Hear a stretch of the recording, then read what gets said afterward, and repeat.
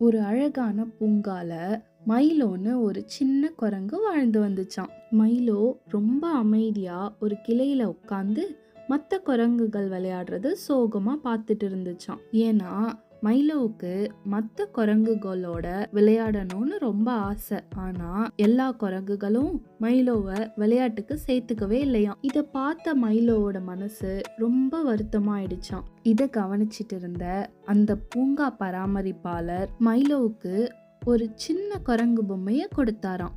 Milo அந்த பொம்மைய பார்த்ததும் ரொம்ப ஆச்சரியமா அவர்கிட்ட வந்து அந்த பொம்மைய தழுவி பார்த்துச்சான். மைலோக்கு அது ரொம்ப பிடிச்சிருந்துதான். மைலோ உடனே ரொம்ப சந்தோஷமாயிடுச்சான். அதுக்கப்புறம் கொஞ்ச நாள் மைலோ எங்க போனாலும் அந்த பொம்மையோடவே தான் போச்சான். மரம் ஏறும்போது, தூங்கும்போது எல்லா நேரமும் அந்த பொம்மைய பக்கத்திலேயே வச்சிருந்துதான். இப்படியே மைலோ ரொம்ப சந்தோஷமா இருந்துச்சான். கொஞ்ச நாளுக்கு அப்புறம் அதே பூங்காவுக்கு ஒரு குட்டி குரங்கு வந்துச்சான். அந்த குரங்கு மைலோவை ரொம்ப ஆச்சரியமா பார்த்துட்டு மைலோ கிட்ட போய் அந்த பொம்மைய தொட்டு பார்த்துச்சான். மைலோ தன்னுடைய பொம்மைய மெதுவா தன்னுடைய புது நண்பனுக்கு கொடுத்துச்சான். கொஞ்ச நேரத்திலேயே 2 நண்பர்களும் சேர்ந்து மரங்கள்ல ஏறி விளையாட ஆரம்பிச்சிட்டாங்க.